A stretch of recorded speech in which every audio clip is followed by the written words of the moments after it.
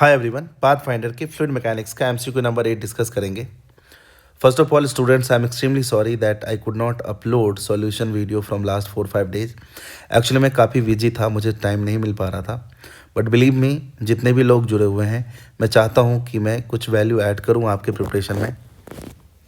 कभी कभी टाइम कम होता है तो ऐसा हो सकता है, बट मैंने इस काम को स्टार्ट किया है तो मैं इसको कंप्लीट करूँगा। मैं एक एक क्वेश्चन के सॉल्यूशन को अपलोड करूँगा पाथफाइंडर के, जितना भी टाइम लगे, और मुझे पता है आपके सपोर्ट से ये और जल्दी हो पाएगा। तो चलिए स्टार्ट करते हैं। इस क्वेश्चन में एक बॉल है जिसको दो स्ट्रिंग्स के मदद से एक सिलिंड्रिकल कंटेनर के वॉल के साथ हैंग कर दिया गया है।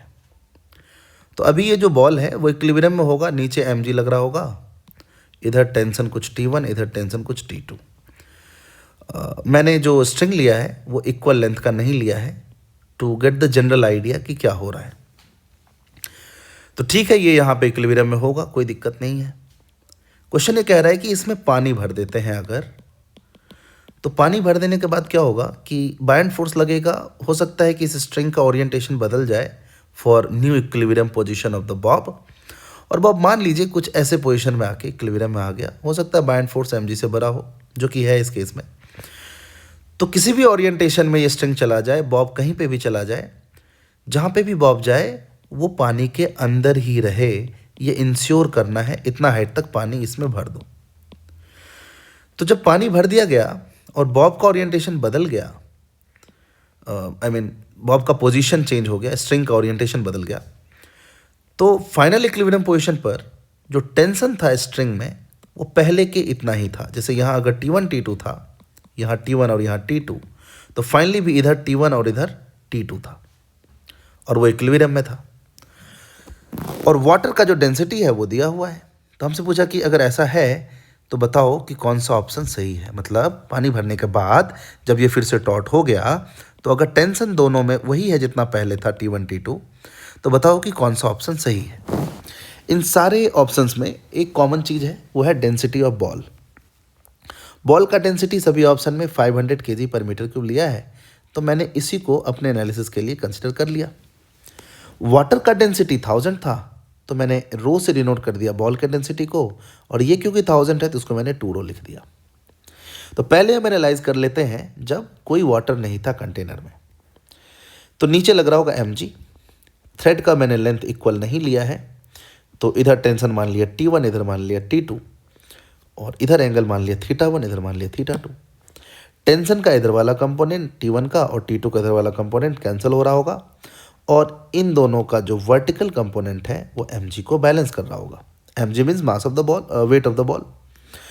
अब mg को मैंने ऐसे लिख दिया यहाँ पे, rho of the ball, volume of the ball into g, v मान लिया वॉल्यूम ऑफ द बॉल। कुल मिलाकर ये इक्विलिब्रियम में है, that is T1 vector plus T2 vector is equal to mg vector. अब इसके अंदर वाटर भर दिया। जब आप इसके अंदर वाटर फिल करेंगे तो एक बायंड फोर्स भी लगेगा। mg तो नीचे लग ही रहा था, रो vg। बायंड फोर्स क्या होगा? Density of water which is 2 rho, volume into g। तो ऊपर 2 रो vg और नीचे रो vg, तो ऊपर की तरफ फोर्स आ जाएगा रो vg।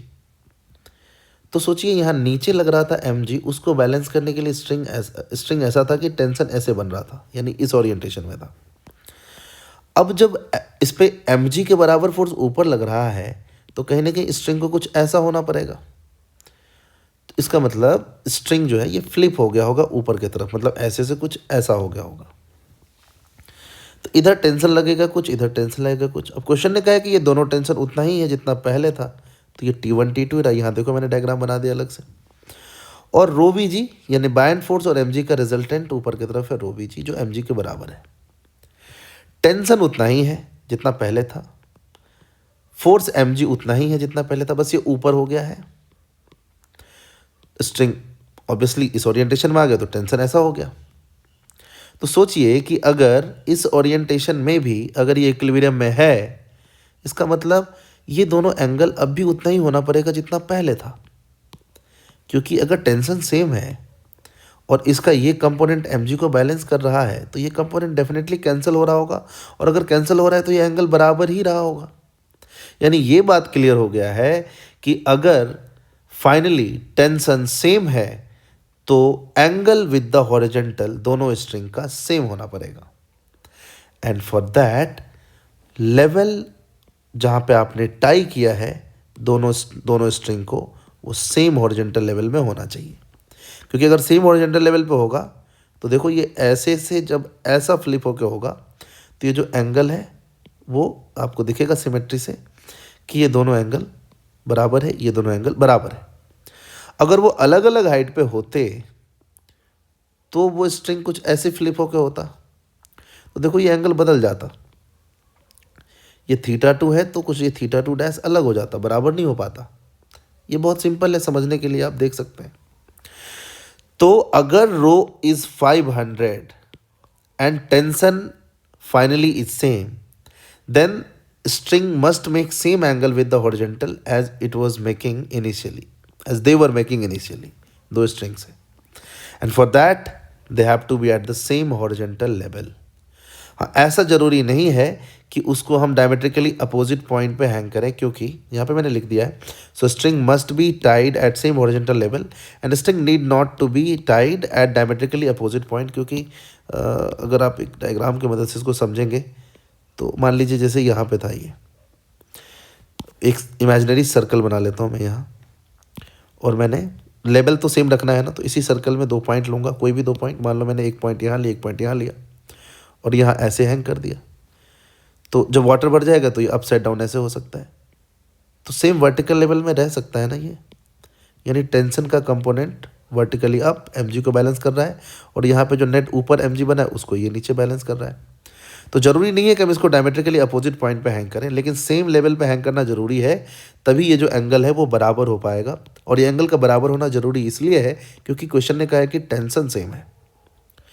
तो ऐसा कोई ऑप्शन एग्जैक्टली मैच नहीं कर रहा है। आंसर में दिया हुआ ऑप्शन डी, उन्होंने बस ये कंसिडर नहीं किया है कि वो सेम लेवल पे होना चाहिए। तो I don't know why this is not considered.